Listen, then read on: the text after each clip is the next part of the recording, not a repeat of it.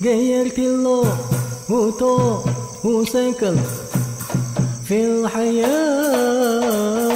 الله الله الله الله يا الله، الله الله الله الله، الله الله الله يا الله، الله الله الله الله.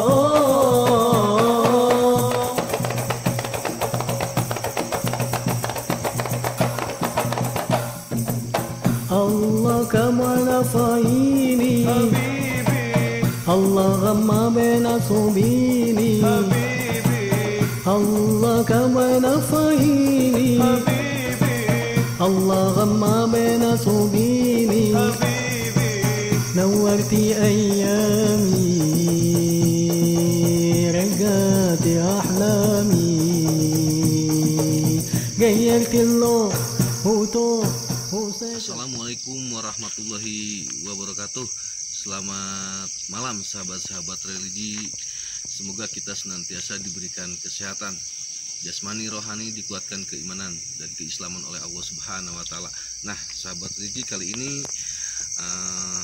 kita akan bincang-bincang dengan Pak Ustadz Syarif terkait makna berjaroh, dan mungkin Pak Ustadz Syarif juga akan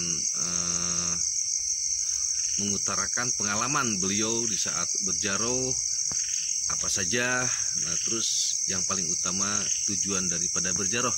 Nah, lebih lanjutnya kita akan ngobrol nih dengan Pak Ustadz Syarif. Gimana Pak Ustadz Syarif tentang masalah kita niat tujuan daripada berjaroh? Kalau menurut saya tujuan daripada berjarah diantaranya satu, silaturahmi ke sahibul maqam. Keduanya yaitu selain daripada silaturahmi, yaitu mengingatkan kita akan alam kubur, akan hari akhir, hari kiamat, dan juga mengingatkan kita jasa-jasa yang kita jarahi, misalnya para ulama tersebut jasanya apa saja, ibadahnya bagaimana, itu sebagian acuan bagi kita apakah kita bisa itu menjalankan ibadah seperti beliau, ulama atau beliau tersebut. Itu selain daripada itu banyak sekali hikmah dan tujuan jarah itu. Dulu memang pernah ada perkataan Rasul Shallallahu Alaihi Wasallam, ketika sebelum itu Rasul melarang jarah karena kebanyakan orang jarah itu ya bukannya ini malah meminta terhadap ahli kubur tersebut sehingga menimbulkan kemusyrikan. Namun ternyata kesininya beliau Rasulullah Shallallahu Alaihi Wasallam menganjurkan jarah kubur itu ternyata ada banyak hikmahnya. Hikmahnya berjaroh itu salah satunya mungkin apa tuh Pak Ustadz? Ya, hikmahnya itu kita bisa mengingatkan kita kepada alam kubur bahwa kita juga nanti akan meninggal. Betul. Jangan sampai hidup kita ini hidup bakal selamanya, pasti kita juga akan meninggal suatu saat. Makanya perbanyak amal ibadah kita kepada Allah Subhanahu wa taala. Nah, ini Pak Ustadz ada salah satu firman yang mengatakan bahwa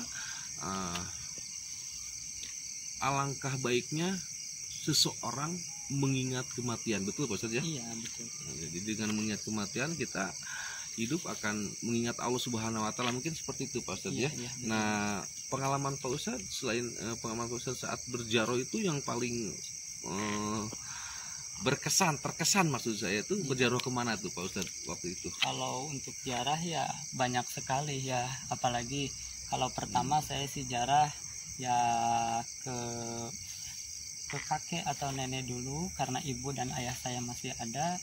Jadi pertama ya ke keluarga dulu kita jarah, ke kakek, nenek, buyut dan sebagainya.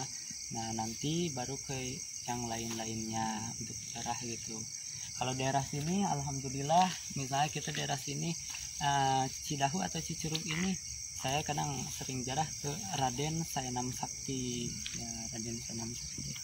Yang paling terkesan yang mungkin ada perjalanan yang jalan kaki sampai jauh itu kemana tuh Pak Ustadz? Ya, saya melakukan perjalanan jarah kalau untuk jalan kaki diantaranya ke Gunung Wayang, ke Gunung Gede, dan diantaranya Kalau menurut pengalaman saya ya lumayan jauh juga ke Gunung Salak gitu. Gunung Salak Puncak ya? Manik ya.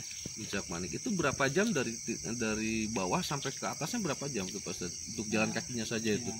Perkiraan ya untuk jarak itu di Gunung Salak itu pertama untuk perjalanan kalau dari arah Cidahu ya Cidadap atau Girijaya bisa menempuh perjalanan kurang lebih 5 jam sampai Tugu, dan untuk ke Puncak Manik tambah 3 jam jadi mungkin 8 jam. Waduh, gitu. Masya Allah ya.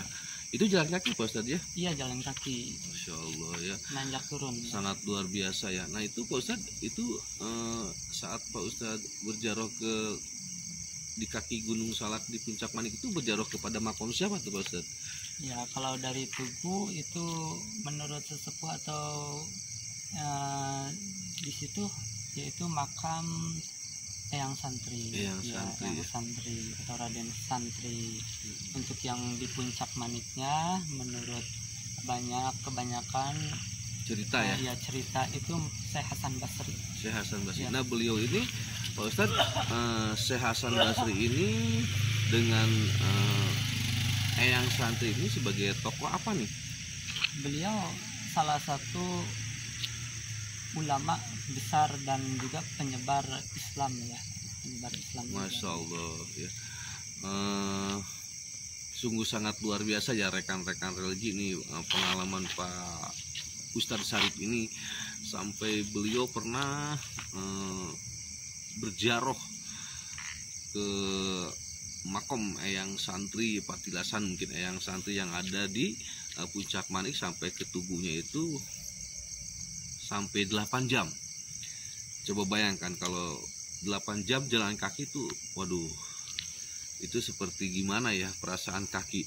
Nah sahabat-sahabat ini kita kembali nih ke Pak Ustadz Sarip. Pak Ustadz Sarip selain daripada ke Raden Sainam Sakti ini dan Eyang Santri, mungkin ada pengalaman yang lain seperti tadi yang diucapkan ke Gunung Wayang, itu daerah mana tuh Pak Ustadz? Ada di antaranya sebelum ke Gunung Wayang ada di Gunung Endut ya. Gunung Endut, Kabupaten Endut, Sukabumi ya. Ya masih Sukabumi ya. Itu makom siapa itu Pak Ustadz? Itu Syekh Maulana Abdullah gitu. Syekh Maulana Abdullah yang ada di Gunung Endut, yaitu tepatnya di di Gunung Wayang. Nah sahabat-sahabat Regi, kita bincang-bincang dengan Pak Ustadz Sarip, kita ambil hikmah daripada makna berjaroh, bahwa berjaroh itu menurut Pak Ustadz Sarip ini mengingatkan kita bahwa kita akan kembali kepada innalillahi wa inna ilaihi rajiun, dan sebelum kita berjaroh kepada yang lain, jarohi dululah kedua orang tua kita, sesepuh-sesepuh kita, baru kita berjaroh kepada yang lain. Begitu Pak Ustadz ya. Iya. Nah sahabat-sahabat Regi, hanya sampai di sini dulu kita bincang-bincang dengan Pak Ustadz Sarip. Insya Allah nanti bisa kita lanjutkan kembali. Akhir kata dari saya, wabillahi taufik wal hidayah, wassalamualaikum warahmatullahi wabarakatuh.